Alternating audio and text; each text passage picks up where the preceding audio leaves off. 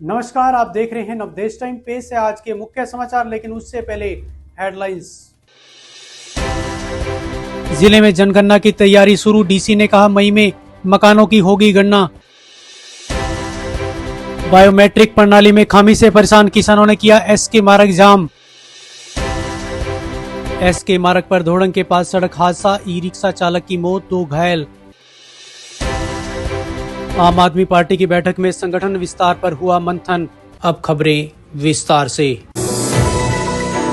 स्वतंत्र भारत की 8वीं जनगणना के तहत 1 मई से 30 मई तक मकानों की गणना की जाएगी, जबकि व्यक्तिगत स्तर की जनगणना अगले वर्ष 9 से 28 फरवरी के बीच होगी। इस दौरान एकत्रित सभी जानकारी पूरी तरह गोपनीय रखी जाएगी। उपायुक्त प्रीति ने प्रेस कॉन्फ्रेंस में आज पत्रकारों को यह जानकारी देते हुए स्पष्ट किया कि जनगणना का किसी भी सरकारी लाभ पर कोई असर नहीं पड़ेगा।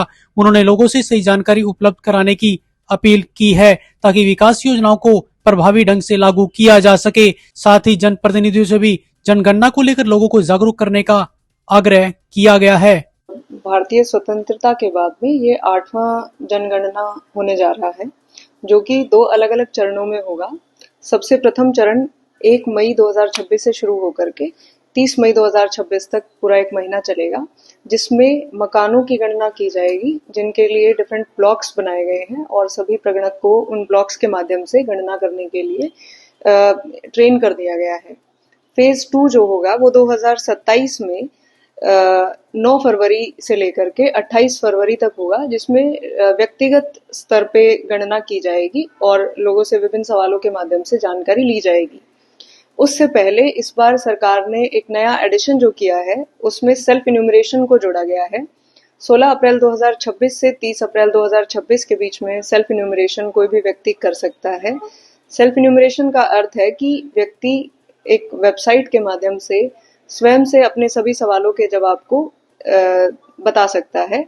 जब सवालों को वो सबमिट करेगा तो उसमें एक आईडी जनरेट होगी, जिसको वो प्रगणक जब उनके घर पे आएंगे तो उस आईडी को वो प्रोवाइड कराएंगे और उस आईडी के माध्यम से प्रगणक उनकी सारी जानकारी को अपनी ऐप के माध्यम से भारतीय सरकार को सबमिट कर सकते हैं।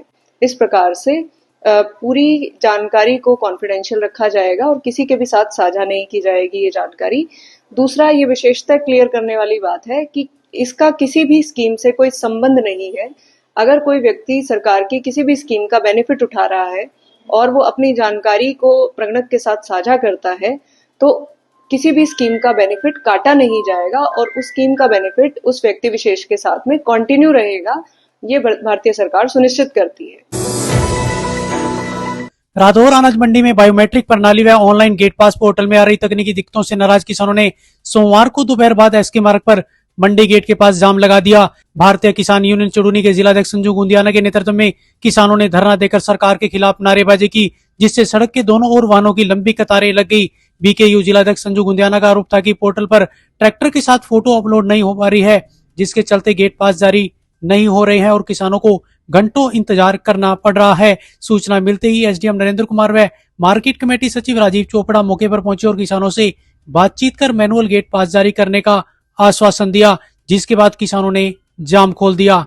सुबह से किसान परेशान थे, हमारे को फोन किया, परेशान होकर हम आए यहाँ पर और इंतजार करने के बाद फिर हम यहाँ सड़क के बीच में बैठ गए और तब जाकर सेक्रेटरी साहब मौके पर पाए और आश्वासन दिया कि जब तक ये साइट नहीं चलेगी तब तक मैनुअल गेट पास कटेगा, सबका हाथ से कटेगा जैसे पहले कटता आया था। और उस आश्वासन पर हमने जाम को खोला और चेतावनी दिया, जब सरकार के पास व्यवस्था नहीं है, सिस्टम में सुधार नहीं किया गया तो इसको किसान को परेशान ना किया जाए। इस सिस्टम जो लागू किया तो बिल्कुल फेल है, पूरी तरह फेल है। किसान को परेशान करना बंद कर दे, नहीं तो फिर किसानों को कड़े कदम उठाने पड़ेंगे। किसानों ने ये आज थोड़ा रुष्ट थे कि पोर्टल पे इनके जो गेट पास कट रहे हैं उसमें कुछ तकनीकी प्रॉब्लम थी, जिसकी वजह से गेट पास इश्यू करने में समस्या आ रही थी।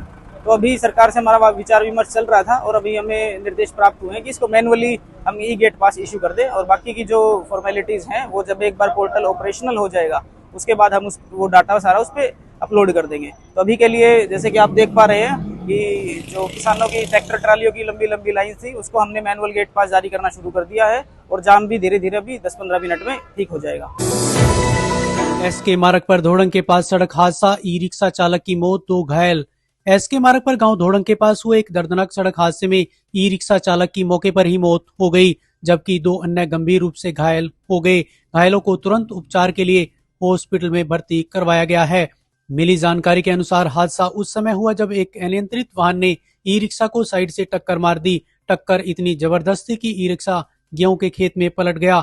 हादसे में चालक की घटनास्थल पर ही मौत हो गई, जबकि उसमें सवार 2 सवारियां गंभीर रूप से घायल हो गई। घायलों को एम्बुलेंस की सहायता से हॉस्पिटल पहुंचाया गया, जहां उनका इलाज जारी है। मृतक चालक की पहचान रवि निवासी यमुनानगर के रूप में हुई है। मौके पर पहुंचे जांच अधिकारी मुकेश कुमार ने बताया कि पुलिस ने दुर्घटना में शामिल वाहन को कब्जे में ले लिया है और मामले की जांच शुरू कर दी गई है। हमें जैसे ही इंफॉर्मेशन मिली कि ऐसे ऑन द स्पॉट एक व्यक्ति जो ई रिक्शा में था ऐसे एक्सपायर हो गया ऑन द स्पॉट। उसमें 2 और सवारियां थी जो इंजर्ड हैं, वो भी एम्बुलेंस में उनको लेके हॉस्पिटल में भेज दिया गया है। और जो मृतक है उसकी भी पहचान हो चुकी है, उसके परिवार वाले आ चुके हैं। उसका रवि नाम का है। और बाकी जो है गाड़ी भी हमने कब्जे में ले ली है और आगामी कार्रवाई की जा रही है। आम आदमी पार्टी की रादौर विधानसभा की एक बैठक रादौर स्थित सिंचाई विभाग के विश्राम गृह में आयोजित की गई। बैठक की अध्यक्षता रादौर व सढौरा विधानसभा प्रभारी महताब सिंह सीबिया ने की। बैठक में संगठन के विस्तार को लेकर विस्तृत चर्चा की गई। इस दौरान महताब सिंह सीबिया ने संगठन को मजबूत बनाने के लिए अपने विचार साझा किए और कार्यकर्ताओं को जमीनी स्तर पर सक्रिय भूमिका निभाने का आह्वान किया। उन्होंने जानकारी देते हुए बताया कि रादौर विधानसभा की आगामी बैठक 26 अप्रैल को मंडेबर में आयोजित की जाएगी। इस बैठक के तहत गांव स्तर पर ग्राम सभाओं का गठन किया जाएगा, जिससे संगठन को जमीनी स्तर पर और अधिक मजबूती प्रदान की जा सकेगी। तो ये थे आज के मुख्य समाचार। ताजा तरीन खबरों के लिए जुड़े रहें नवदेश टाइम के साथ। नमस्कार।